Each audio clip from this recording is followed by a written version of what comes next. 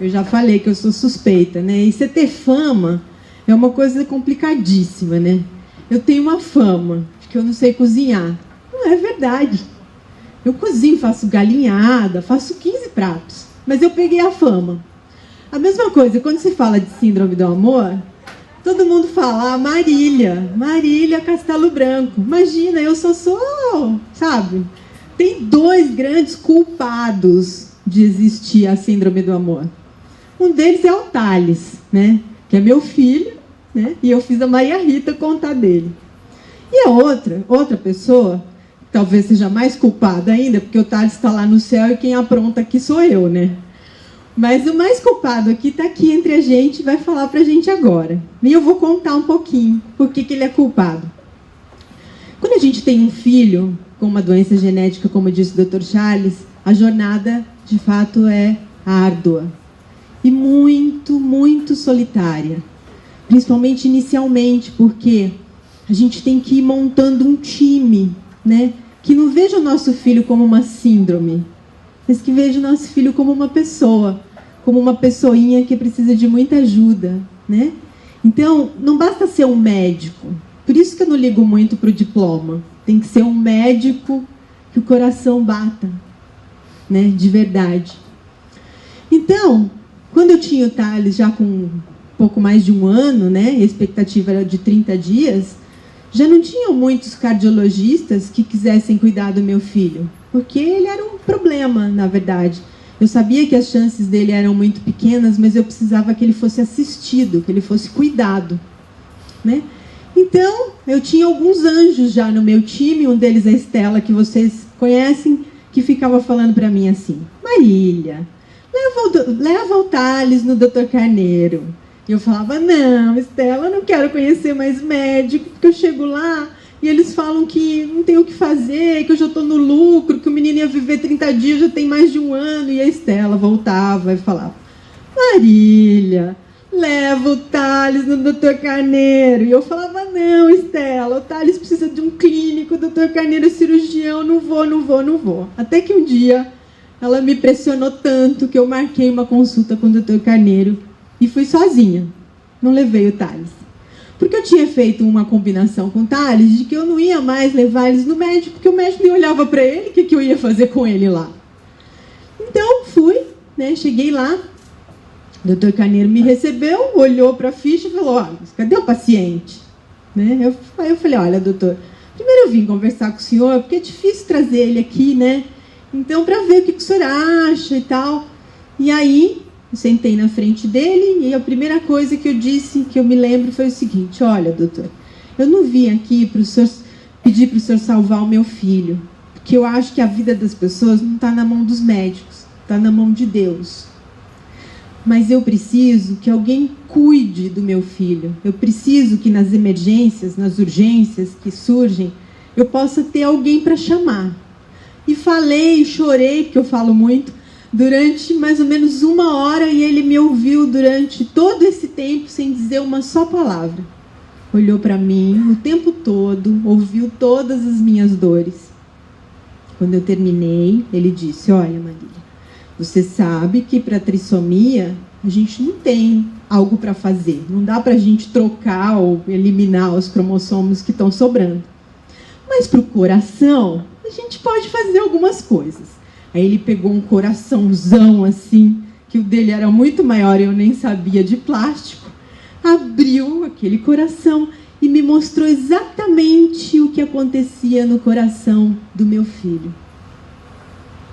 Ele me contou que o Thales precisava ter pelo menos 10 quilos para poder fazer uma cirurgia que realmente resolvesse o problema cardíaco dele.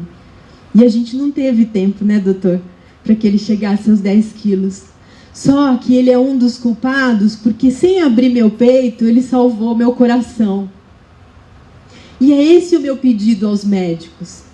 Às vezes, doutores, a gente não consegue salvar as crianças, mas a gente consegue salvar a família.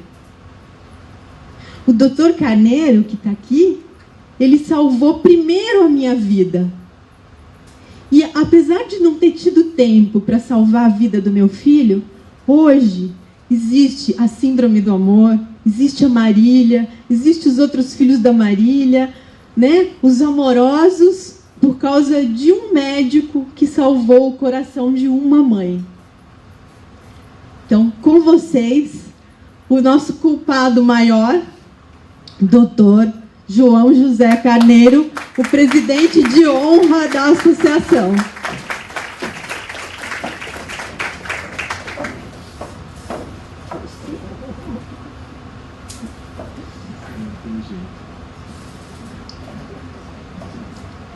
Marília, acho que falou demais aqui, não é?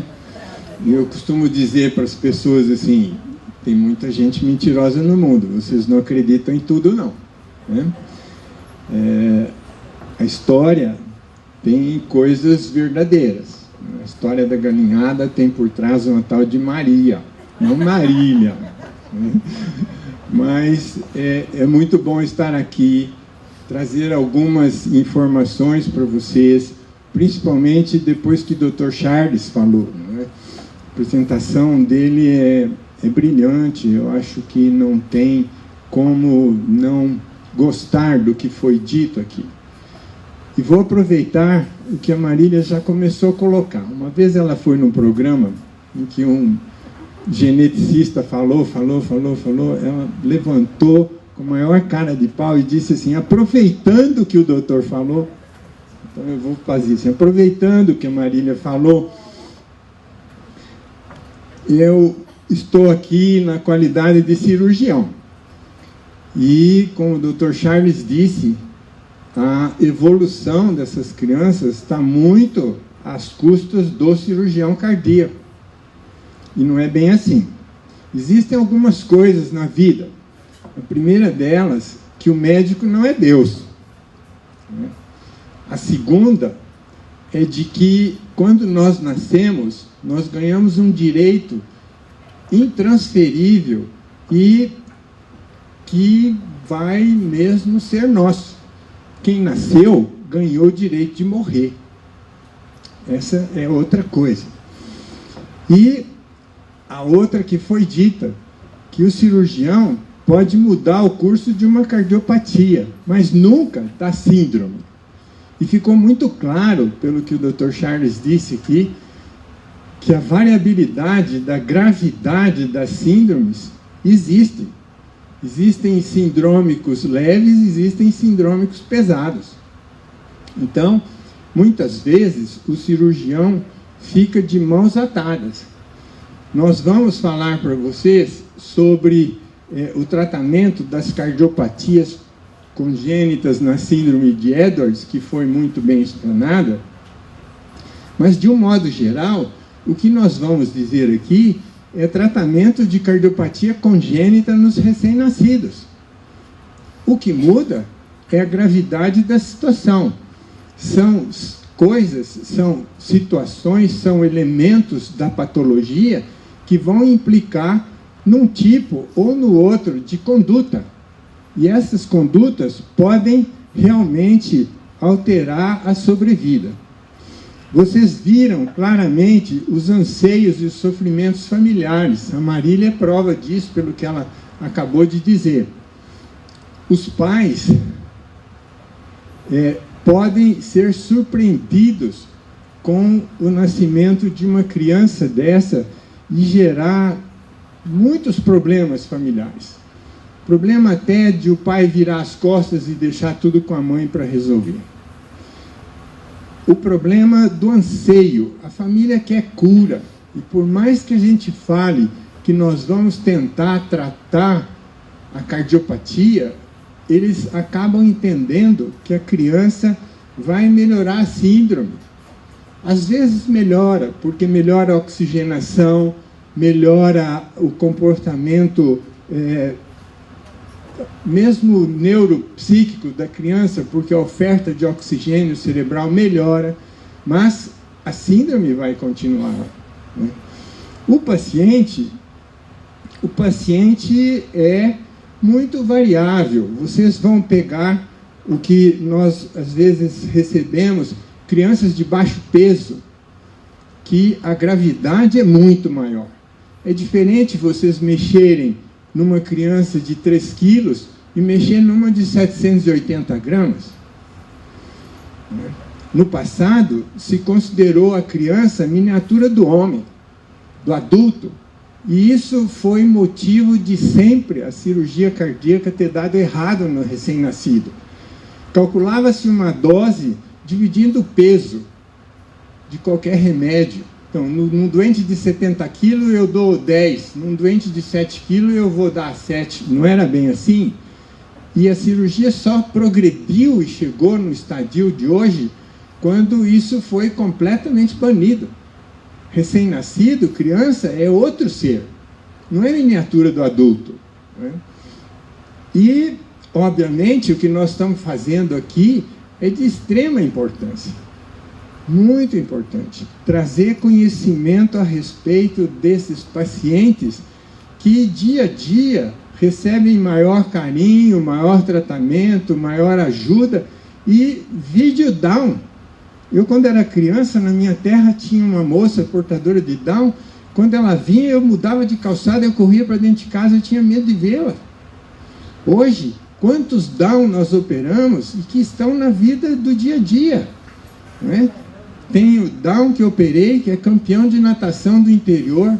Tem Down que eu operei, que é servidor no supermercado, trabalha como se nada tivesse acontecido. Então, é preciso encarar essa situação futuro, né? Me lembro uma vez, num congresso de cardiologia infantil na Inglaterra, que uma doutora levantou e disse assim: vocês, cirurgiões, são todos loucos. Ficam tentando técnicas de melhorar a sobrevida das crianças e não dão a menor compaixão, não têm a menor compaixão das mães. Imaginem vocês, era muito melhor essa mãe ter abortado, ou era muito melhor essa criança ter morrido a hora que nasceu, ou ter morrido na primeira infância. Agora vocês vêm, põem técnica cirúrgica, fazem essa criança chegar à adolescência e morre. O sofrimento da mãe é muitas vezes maior. Vocês são um bando de louco, né? Então, não é bem por aí. Eu acho que a medicina tem um lado de pesquisa, a medicina tem um lado de progresso. Outra vez, vídeo Down. Se não fosse investido, nós estaríamos na mesma situação. Quem sabe amanhã, o Edwards, o Patal e outras síndromes menos graves, de acordo com o mosaico que o Dr. Charles disse aqui, não terão uma oportunidade de vida muito melhor do que a gente preconiza. É óbvio que falar em cardiopatia congênita ou qualquer doença congênita, nós nunca podemos nos esquivar da embriologia. A embriologia dá para nós, cirurgiões, dá para o anatomista, para o fisiologista, bagagem para discutir os defeitos e, a partir daí, propor correções. Na realidade, vocês viram um começo aqui pelo Dr. Charles, de que nascer inteiro, nascer normal, é um milagre da vida, né? Como a maioria nasce bem, o povo não para pensar nisso. Mas nascer bem formado é um milagre da vida.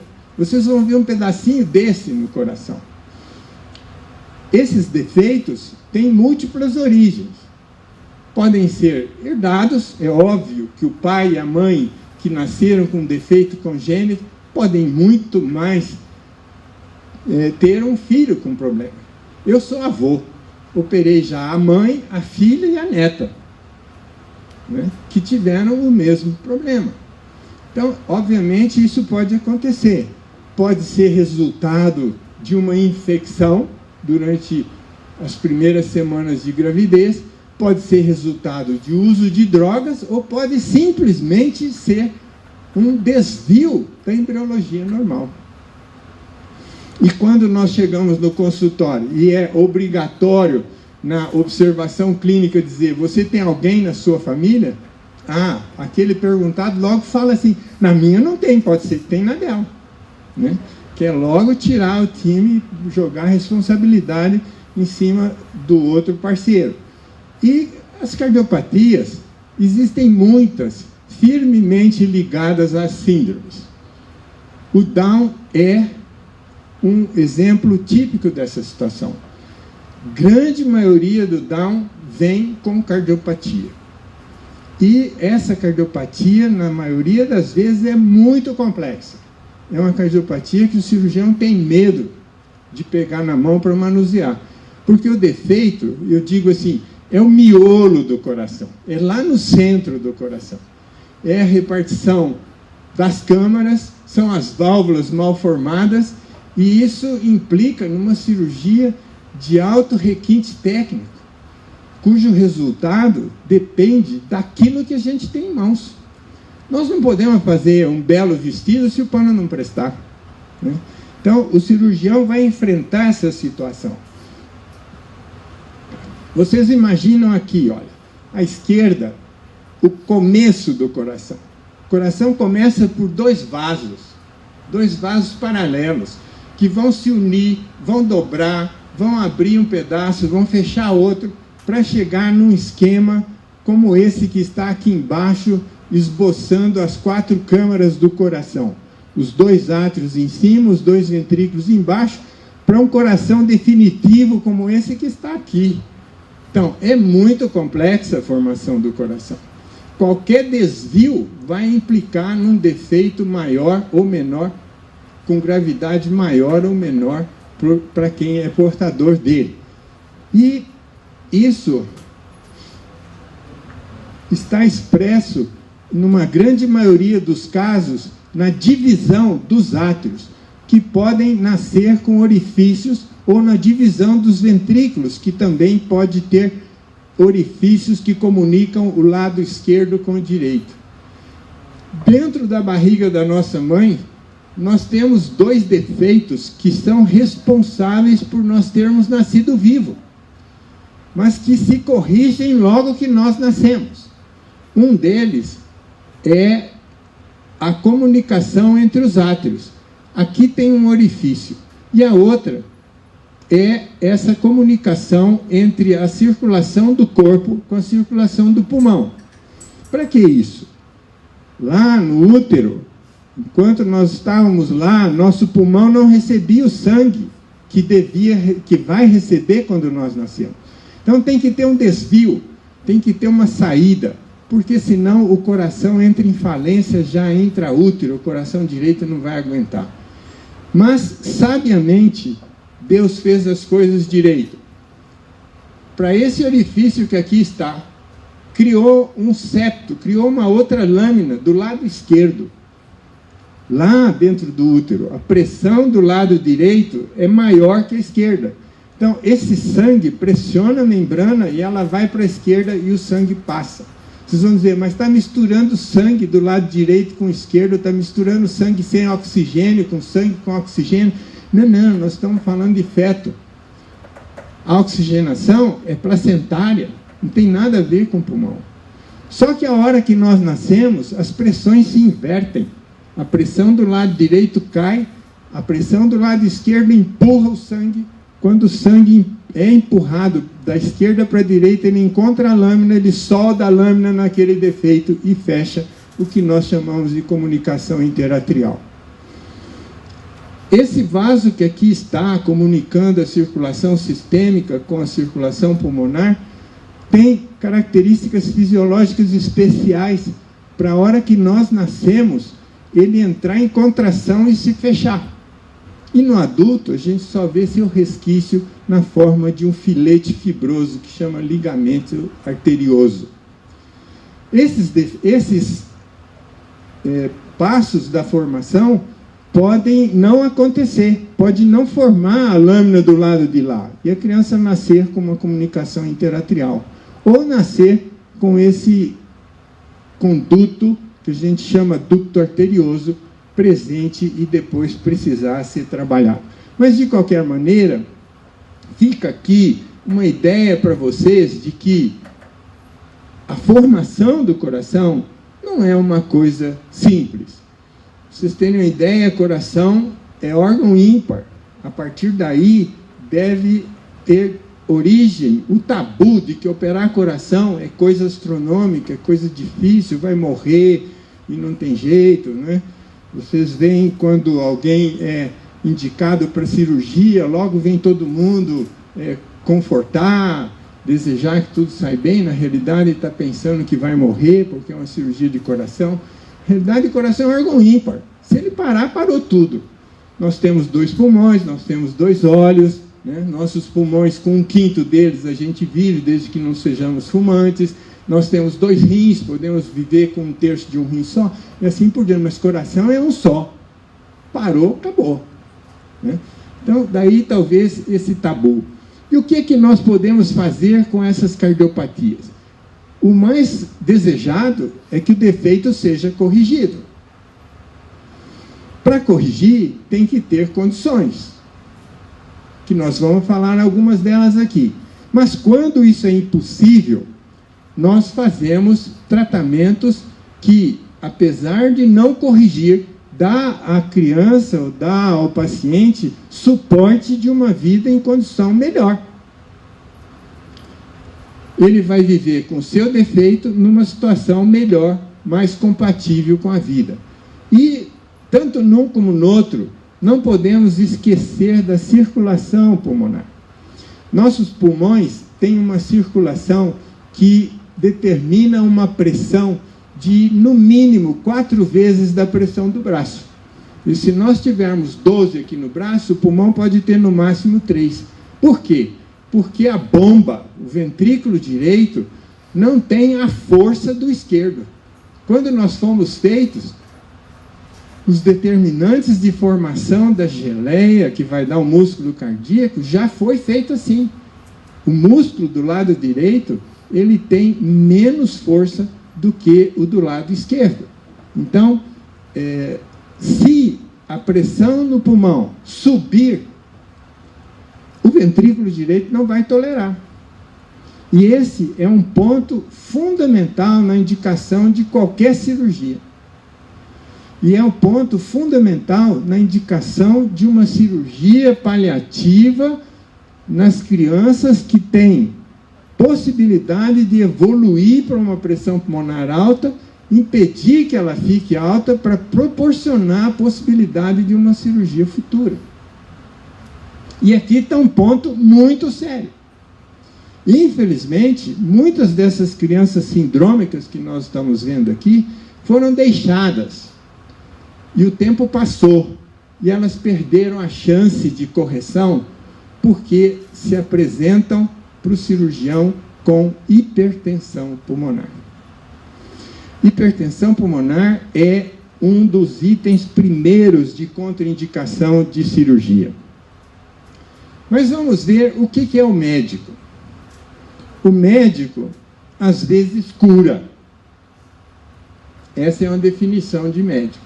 O médico, às vezes, cura. Por exemplo, se nós tivermos um ducto arterioso, aquela comunicação entre a aorta, que leva sangue para o corpo, e a pulmonar, que leva sangue para o pulmão, não se fechou, nós vamos lá, está muito escuro, infelizmente, a gente não pode ver, mas nós cortamos essa comunicação e vem aqui, ó, isso é cura.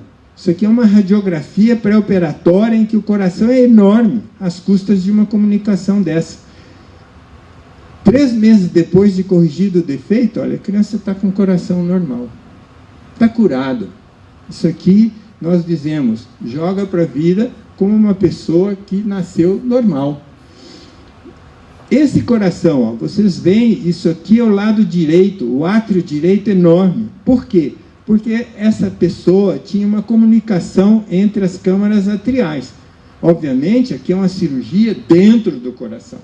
Não é como aquela anterior, que é feita fora do coração. Para que isso aconteça, é preciso que nós disponhamos de um sistema capaz de desviar a circulação do coração para manter a vida, poder parar esse coração, abri-lo e corrigir o defeito, como vocês estão vendo aqui, ó. Essa pessoa foi colocada num sistema que nós chamamos de circulação extracorpórea. Extracorpórea porque quem está mantendo a vida é uma bomba fora do corpo. O coração parado é aberto e vocês estão vendo, ó, a comunicação entre os átrios. Não se formou aquela membrana mágica que fecha o defeito a hora que a gente nasce. E o que o cirurgião faz é o que a costureira faz. A costureira faz uma saia, uma calça, ela faz a barra, com chuleio. O cirurgião vai lá e faz um chuleio, fechando aquele defeito, cura. O médico cura. O médico, às vezes, cura, né? Entretanto, a maioria das vezes, o doente melhora. É muito difícil a gente chegar e dizer assim, curei fulano. Nós melhoramos na maioria das vezes. Querem ver um exemplo? Pedro Paulo é essa criança que aqui está. Não sindrômica, nasceu com defeito nas válvulas aórtica e mitral. Válvulas que nasceram degeneradas, a aórtica fechada, a mitral insuficiente e vazava muito. Foi levado até o 8º mês de vida. E aí, não dava mais para suportar, operamos. Operamos na tentativa de melhorar um pouco a válvula e ele poder crescer, porque não tinha tamanho para ser substituída essas válvulas. Pois bem, isso foi feito, infelizmente as válvulas eram de um material terrivelmente ruim, a cirurgia não ficou nem mais ou menos. A cirurgia mudou pouco as condições do menino. Isso foi feito no 8º mês de vida, deu um trabalho fantástico na UTI para poder manter vivo, e depois, todo mês eu recebi um chamado. Pedro Paulo está internado com pneumonia. Na realidade não era pneumonia, era insuficiência cardíaca. Essa situação foi até o 23º mês de vida, quando eu tive que sentar com o pai e a mãe. Pedro Paulo estava nessa situação, em caquexia, que a gente chama de caquexia mitral, desnutrição cardiológica, isso, e botar a verdadeira condição do Pedro Paulo.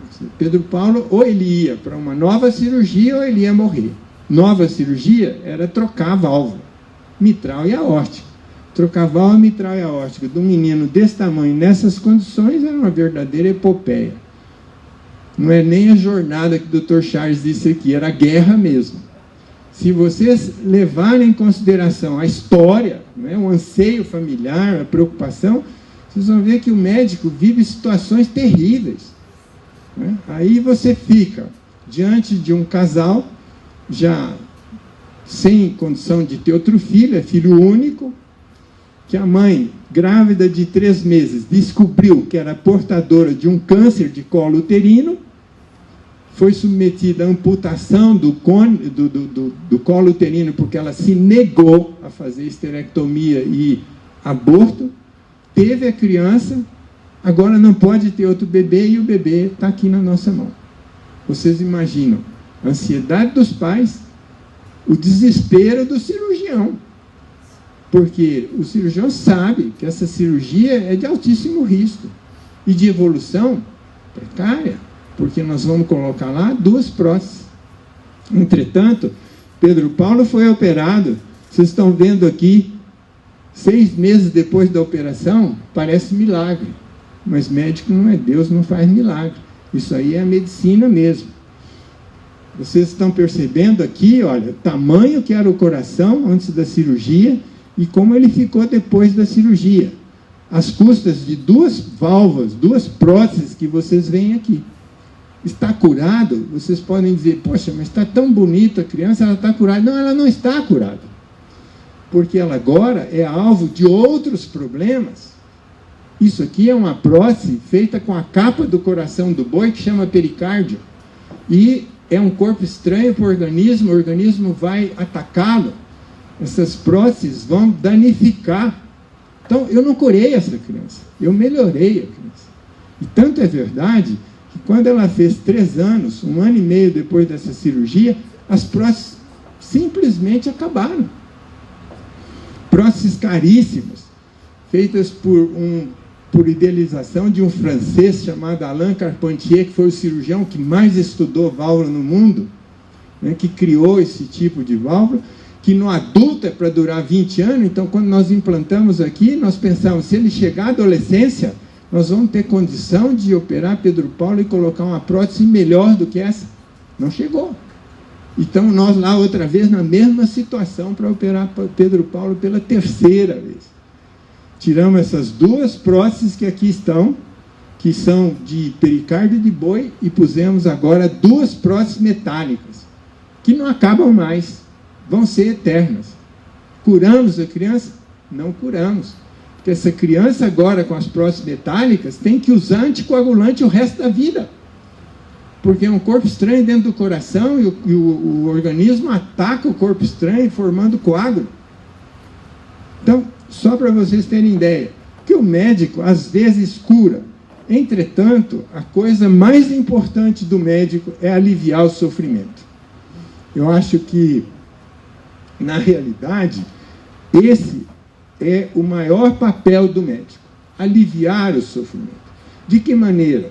Dando atenção, procurando resolver as situações que apareçam, falando a verdade, não supraestimando a gravidade das coisas, nem subestimando, sendo amigo inseparável dos seus doentes. Porque a família, numa situação dessa, está em desespero. Não adianta dizerem que não está. Vai estar mesmo, né? Porque a criança especial que aqui está, parece que, requerendo maior atenção, acaba criando maior ligação com os pais quando eles se dedicam a isso.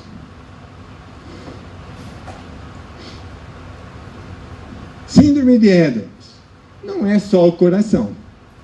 Vocês viram aqui, existe um punhado de outras coisas juntas. Então, muitas vezes, a criança precisa começar com uma cirurgia anti-refluxo. A válvula que prende o suco gástrico dentro do estômago não funciona, ele tem refluxo, regurgita, ele engole mal. Vocês viram falado aqui como foi isso. E corrigir aqui só não basta, porque até que ela consiga, com a fonoaudióloga, comer, leva um tempo, e ela vai desnutrir. Então é preciso fazer uma entrada de comida, que é uma gastrostomia. Muitas vezes já tem problema respiratório, e para que elas consigam sobreviver a esse problema, é preciso também fazer uma traqueostomia. Então vocês vão vendo que uma coisa vai se unindo à outra, e vai tornando o prognóstico difícil até chegar na cirurgia cardíaca. Por isso, quando chega para nós, quase sempre o que se faz é uma cirurgia paliativa, até que as condições sejam colocadas num ponto em que a definitiva possa ser realizada. Ora, se nós operamos crianças bonitinhas como essas, não sindrômicas, não importa que tenha 680 gramas de peso, como tinha esse bebê, né? Por que não dar, então, atenção a essas crianças sindrômicas, ou especialmente as crianças de Edwards, né? Que precisam tanto da ajuda, não só as crianças como seus pais. É preciso que a gente se dedique a essas crianças. É preciso que a gente tente fazer alguma coisa de melhor para essas crianças. As cardiopatias congênitas, obviamente, têm contraindicações de serem mexidas, de serem tratadas. E uma delas vocês já sabem. Se o coração é tão complicado que não tem jeito de corrigir, nós vamos operar o quê? Hoje, são raríssimos os casos que não permitem que o cirurgião faça pelo menos uma cirurgia paliativa para melhorar a situação. Mas existem. Às vezes nós vemos crianças com o coração tão alterado, tão mal formado, que não dá nem para fazer nada, né? Hoje nós temos um aliado fantástico, que é o ecocardiograma fetal. Nós podemos hoje saber como a criança, ao nascer, terá seu coração. Isso é fantástico. A ultrassonografia trouxe para a medicina um avanço assim, inesgotável. Saber como é o coração do bebê antes de nascer é muito sério, porque a maior causa de óbito nos bebês nascidos cardiopatas é o transporte. Se as crianças não podem muitas vezes ter acesso a muito oxigênio. Uma coisa fantástica que não pode acontecer com essas crianças é cair a sua temperatura. Se ela faz hipotermia, ela morre. Então, se nós soubermos que lá no fim do mundo, onde não tem recurso de nada, tem uma mãe grávida e o bebê é cardiopata grave, não pode nascer lá, vamos trazer a mãe para cá onde tem recurso. Porque ela vem na melhor incubadora do mundo. Ela vem dentro do útero materno. E aí nasce num lugar de recurso. E nós já tivemos aqui no Hospital São Lucas crianças operadas na 3ª hora de vida. Porque o diagnóstico foi feito muito antes de ser. Acompanhou-se a mãe. E a hora que a criança nasceu, nasceu mal. Né? Confirmou o diagnóstico fora do útero, sala pronta, ecocardiografista pronto, hemodinamicista pronto, a criança é levada para lá, milagrosamente estouram a válvula com balão e a criança ficou bem. Nós temos 2 crianças dessas assim, hoje já uma com 5, outra com 7 anos de vida, que teria morrido se tivesse nascido lá em Miguelópolis, por exemplo, não teria jeito. Né? Então, o transporte dessas crianças no útero materno é muito importante. E o ultrassom veio nos dizer isso. O outro dado muito sério, já falei para vocês, é a pressão dentro do pulmão. Se tiver hipertensão, o cirurgião não consegue fazer nada. Já tentou-se fazer, sim, trocar o bloco inteiro. Vocês entenderam? O cirurgião ia lá, fazia transplante de coração-pulmão. Infelizmente, isso é muito sério e foi deixado de lado, não se faz mais. Transplantar coração já é problema, agora transplantar coração, pulmão num bebê é muito pior. Então, o que se tem que fazer é evitar que chegue nisso. E, obviamente, existem casos, por exemplo, onde aquele canal arterial foi fechado, que vocês viram, é por ali que se mantém a vida do doente. O doente, muitas vezes, não tem um lado do coração e o sangue é desviado por ele. Então, nenhum cirurgião vai chegar lá e vai dizer, não, tem um canal arterial, isso é cirúrgico, vai lá e fecha, ele mata a criança. Então, são defeitos que existem e que estão mantendo a vida da criança. Então, eles não podem ser tratados. Aliás, eles precisam ser conservados. Quando se pega uma criança para tratar, obviamente, é uma equipe que o Dr. Charles disse aqui, multidisciplinar, interdisciplinar, o que vocês quiserem, onde vem uma avaliação geral. O diagnóstico tem que ser muito perfeito. Não é qualquer ecocardiografista que se dispõe e consegue fazer um exame de muitos detalhes que o cirurgião vai ter. E, obviamente, se o cirurgião está interessado, o melhor que ele pode fazer é acompanhar a realização do exame. Porque, muitas vezes, ele vai dizer ao ecocardiografista, olha, eu ainda preciso desse dado. E o ecocardiograma é ultrassom, é inofensivo, né? É portátil. Não precisa carregar, levar lá na ressonância. Né? O ultrassom vai à UTI, vai à enfermaria, e pode ser repetido sem nenhuma lesão, como é a irradiação do raio-x ou da tomografia, de um modo geral, sem prejuízo para a criança. Então, vem um resultado, vocês não concordam? Chamem o ecocardiografista, vamos fazer de novo, até que nós tenhamos uma ideia correta. Hoje, dificilmente se faz cateterismo desses bebês, porque o ultrassom traz até mais informações sem agredir a criança. O cateterismo tem o raio, tem o contraste, tem a sala fria, né, tem a manipulação, os vasos são pequenos, os catéteres vão ter que ser passados. Então, isso tudo perdeu terreno para o ultrassom. E vamos cair aqui, depois dessas coisas, vamos cair na decisão o que fazer. Vamos corrigir ou vamos fazer uma cirurgia paliativa?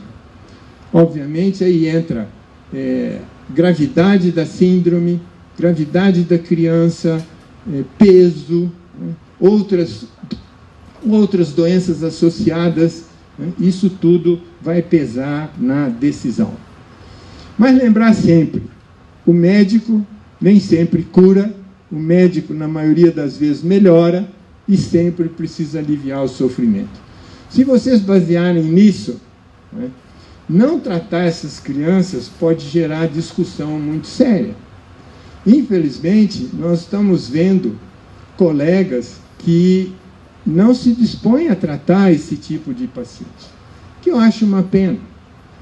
Eles provavelmente fazem parte daquela doutora cardiologista que chamou os cirurgiões de desumanos por tentarem salvar esse tipo de doente. Eles pensam que não tratando as crianças, eles estão aliviando um sofrimento, porque ela vai morrer mesmo.